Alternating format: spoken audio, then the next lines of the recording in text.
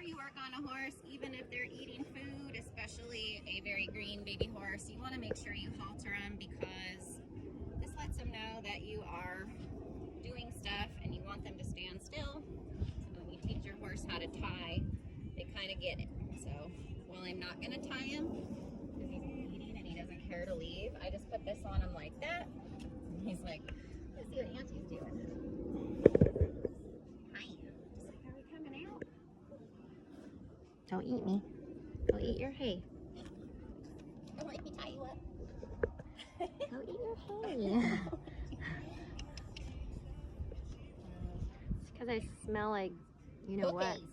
They all want it. Yeah, so you guys have to be careful when you feed cookies, because sometimes you smell like a cookie and then they think your fingers are a cookie. So keep that in mind, especially with a young one that doesn't understand fingers yet. All right, so I'm gonna come back here. Are you gonna do it? Oh my goodness. He's such a bulldozer. I know. He's a bulldozer. If you can't hold still, I'm gonna have to tie you to the fence. I was trying to demonstrate that you know what's up, but instead he wants to get in the curious grooming shit. Everything. So get into everything. So you guys can see, I had to roach his hair because he rubbed this out totally bald. So we cut it all off. It's coming back, but he's rocking the mohawk this summer, which is one of the sad things that happen when you have a horse that likes to stick their head through the fence repeatedly until the hair just rubs out completely and they end up bald. Now, underneath that hair, he's got some pink skin, so I do put a little bit of sunscreen right there. You gonna get it? Put a little bit of sunscreen in his mane. That protects his sunburny part. Plus, it kind of makes it look cleaner, and I like that. You're not gonna That is not a treat bucket. Okay, the other pink part, his eyelid. Come here. And this is why we halter too, because if they tell you no and they walk away, then they know they're free, and then good luck. So put a little bit of that on his pink eyelid there. That helps protect his skin from getting scaly and sunburned. Put a little bit on this one too. So he has a little bit less pink, but I put it here just because I like to do the same thing on both sides of a horse. It's good practice to get him to use stuff too.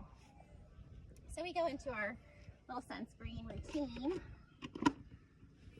All right, mister. Okay, he's getting back to eating, which means I might not have to tie him up. My horse stands there and eats while I work on him. I allow that. Now, if you have a grumpy horse that wants to drive you out of their food and act like a turd, you gotta halter them.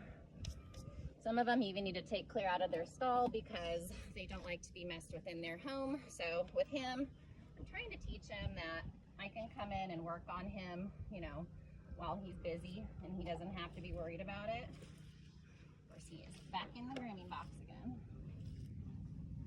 So one of the issues I have with this whitetail, I'm going to show you guys how I braid it back at the top, because he tends to have bouts of a little bit of the rhea. Okay, and what happens is it gets in that hair. So you guys can kind of see it right there. And one way that I kind of keep the hair clean is I just do a little French braid on the dock, and then I leave the rest alone. That way they can use it as a fly swatter. So I'm going to detangle the very top, like I'm doing right now, starting at the top of the tail, right around that dock there. I'm going to take a section straight across, like this. So just a little section. Now he has a ton of tail. When you have a horse with a ton of tail, you're going to end up with a really thick braid unless you just pull little sections from right on the inside here. So I'm going to start the braid like this, okay? And then I'm going to take a little tiny section like this, and I'm going to bring it in, just like that. Bring it in. And what this does is it just pulls that hair that's close to his booty out of the way. That way it's not getting poo-pooed on. So we're just doing a little skinny pieces French braid, just like that. Little skinny piece French braid. And you just keep on crossing it over. And the next one, you just braid it in, cross it over. Next piece, bring it in,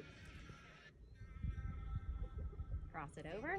And you can see as I get down, the hair is getting thicker because I am adding to it. So it's good to start with those little skinny pieces.